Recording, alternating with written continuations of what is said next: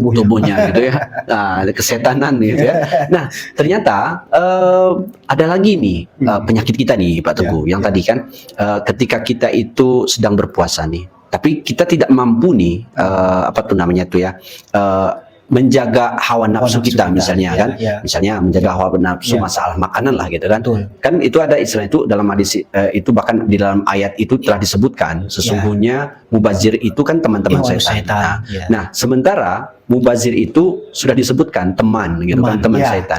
Sementara kalau dia itu berbuka lah dan lain sebagainya, tidak cukup satu menu yang dihidangkan. Padahal menu yang dihidangkan itu tidak habis gitu. Akhirnya menjadi mubazir. Itu kira-kira apakah setan juga yang menggodanya atau dia sendiri yang memang tidak mampu mengontrol hawa nafsu gitu Pak Teguh? Iya, karena salah satu hikmah daripada puasa itu kan kita untuk bisa mengekang hawa nafsu. Hawa nafsu.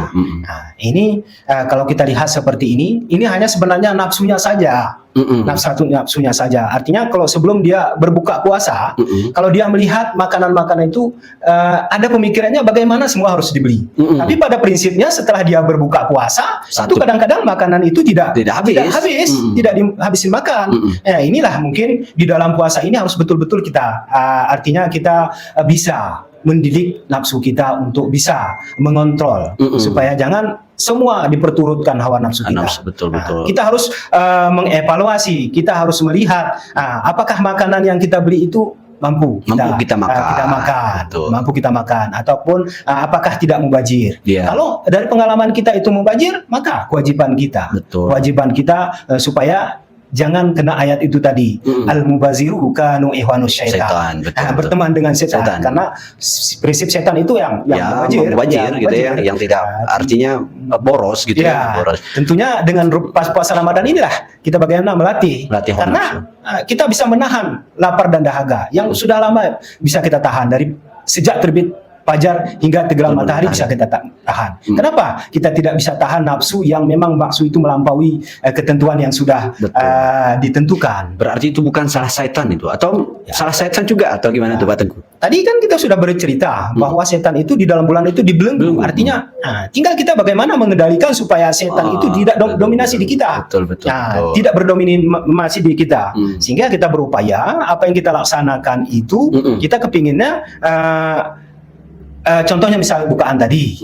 Bagaimana dari pengalaman-pengalaman kita, makanya Rasulullah menyampaikan untuk berbuka itu cukup dengan hal-hal yang misalnya 3 biji kurma dengan air, kalau nggak ada dengan air putih atau teh dan lain sebagainya. Cukup dengan itu. Kenapa? Karena kalau terlalu banyak juga kita berbuka itu, pertama waktu berbuka itu dengan memang sunnah Rasulullah menyegerakan berbuka itu. Dengan artinya makanan-makanan ringan. Kenapa demikian? Karena antara waktu berbuka itu dengan hajan maghrib itu sangat bersamaan. Paling-paling selisihnya 1 menit. 1 menit. Begitu kita bunyi sirine, 1 menit tidak sampai pun kadang langsung azan. Ini kan membuktikan kepada kita atau mengharuskan kepada kita, jangan kita walaupun tersedia seperti itu makanan langsung kita jangan habiskan. Betul. Ini kan budaya. Betul, Insya Allah.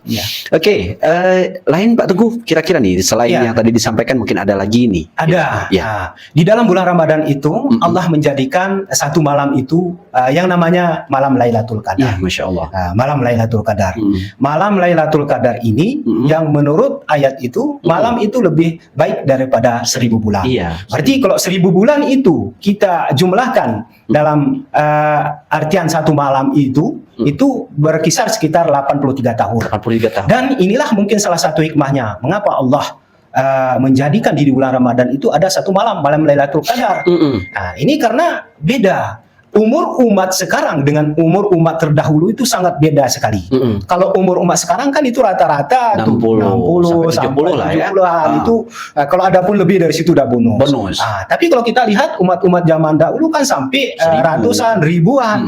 Ini yang mungkin Allah jadikan Lailatul Qadar itu untuk menambah amalan itu. Karena bayangkan saja kalau kita di dalam kehidupan kita mungkin selama kita hidup, katakan dapat Lailatul Qadar selama 10 kali saja dapat Lailatul Qadar. Berarti 10 kali 83. Itu adanya 833 tahun kita sudah beribadah. ini mungkin hikmah Lailatul Qadar itu. Ya. Untuk malam Lailatul Qadar itu berarti kita harus memburu nih. Harus memburu. Ya. Rasulullah juga seperti itu. Ya. Tiba masa Lailatul Qadar itu membangunkan anak, istri, keluarganya untuk bisa melaksanakan salat tarawih. Ataupun malam Lailatul Qadar itu memang ditunggu, ditambah dengan kegiatan-kegiatan ibadah yang lain. Al-Quran gitu ya. Ya.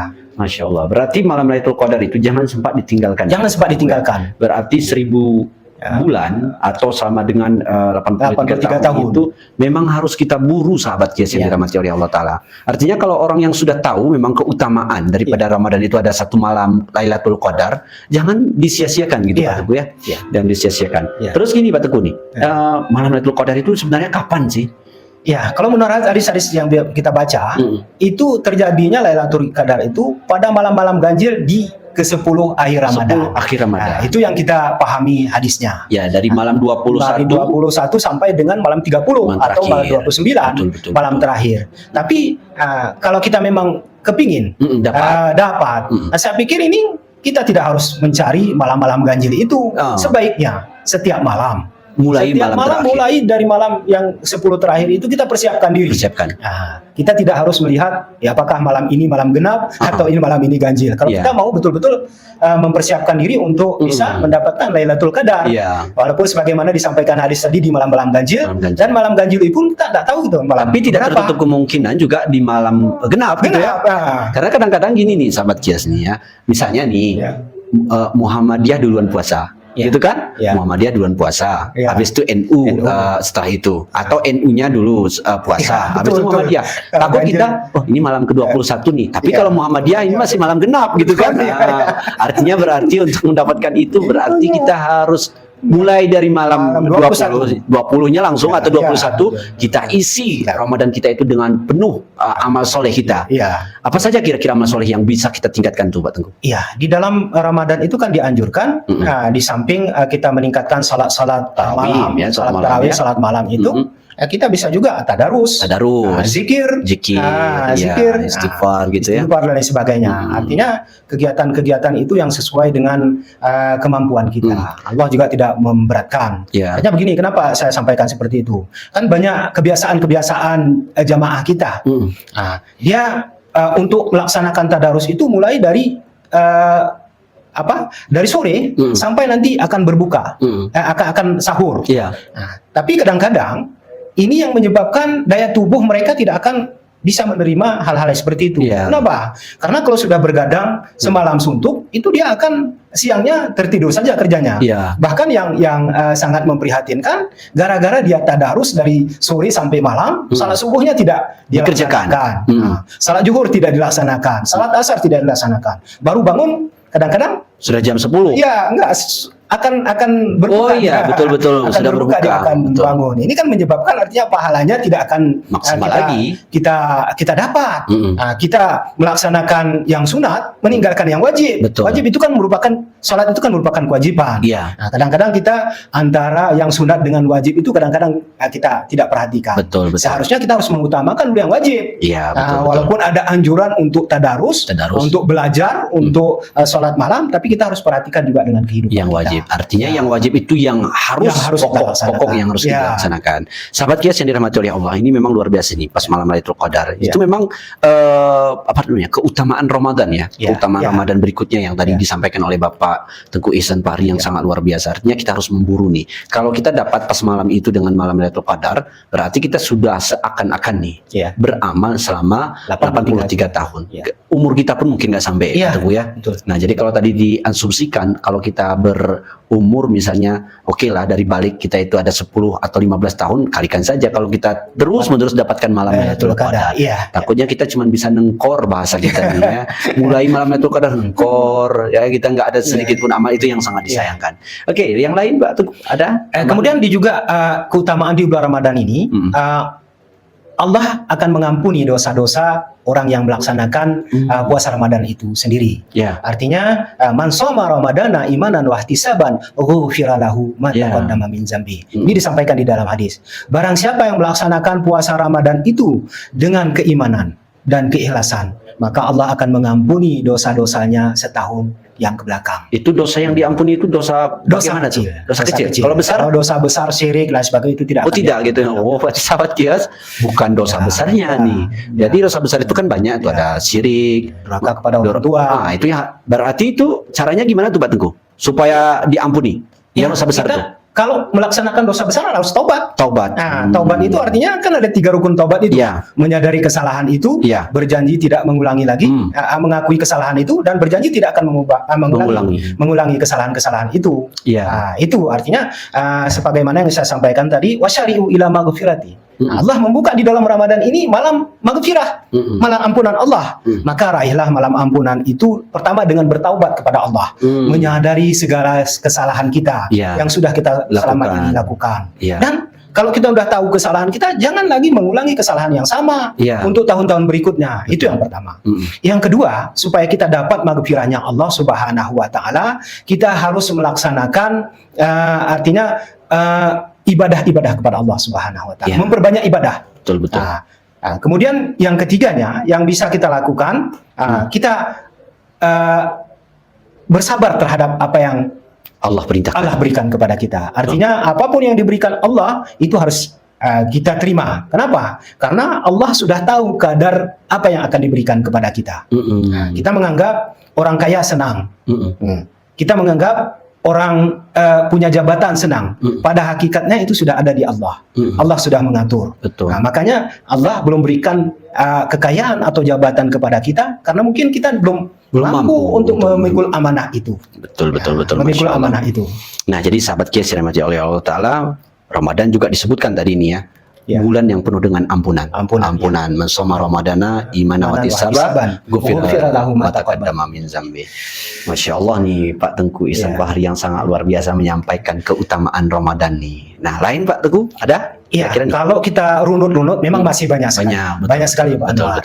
Salah satunya juga di dalam hadis kita baca, di dalam bulan Ramadan itu banyak Allah yang mengeluarkan orang dari dalam neraka. Artinya kalau ada orang yang berdasarkan artinya keinginan Allah untuk bisa mengampuni dosanya, Allah dia akan tercatat sebagai penghuni neraka. Tapi Allah mengambil, artinya yang mengangkat, tidak akan memasukkan orang-orang tersebut ke dalam neraka. Itu karena kasih sayang Allah Subhanahu wa taala. Karena maghfirahnya Allah. Maka kata hadis yang saya sampaikan tadi, seperti yang kita sampaikan tadi, kalau Ramadan yang kita laksanakan pada tahun ini tidak bisa kita ambil kebaikan-kebaikannya, jangan kita berharap di bulan yang lain kita akan bisa menerima kebaikan-kebaikan. Karena sebagaimana yang disampaikan tadi, intinya bagi siapa yang ikhlas dengan keimanan melaksanakan puasa Ramadan ini, bukan saja Allah mengampuni dosanya, tapi Allah akan menjanjikan akan dimasukkan juga ke dalam surga yang namanya tadi surga Rayyan. Masya Allah. Demikian Ustaz. Masya Allah. Alhamdulillah nih sahabat kias yang dirahmati oleh Allah. Semoga pemaparan materi ini harus di-share nih, harus di-subscribe gitu kan. Silahkan di-follow terus akun kita. Karena jangan sempat cuman kita yang mengetahui keutamaan Ramadan ini. Kita harus sebarkan informasi ini kepada orang banyak karena masih ada mumpung waktu nih. 16 hari lagi. 16 hari lagi kalau kita hitung-hitung, ini masih ada momentum waktu kita untuk memperbaiki amal kita. Sahabat kias yang dirahmati oleh Allah Subhanahu wa taala, demikian bincang-bincang kita bersama podcast Kias Kementerian Agama Kabupaten Aceh Tengah bersama Bapak Kepala Sekolah Mandua Aceh Tengah, Bapak Tengku Ihsan Fahri, SAG MPD, yang telah menyampaikan materi yang sangat luar biasa kepada kita semuanya. Semoga kita doakan Bapak Tengku sehat selalu, amin, dan diberikan kesejahteraan ke lapangan, umur yang panjang kepada beliau, amin ya rabbal alamin. Demikian yang dapat kami sampaikan pada kesempatan yang singkat ini. Kami undur diri dari hadapan sahabat kias yang dirahmati oleh Allah Ta'ala. Kita tutup, wabillahi taufiq wal hidayah. Assalamualaikum warahmatullahi wabarakatuh.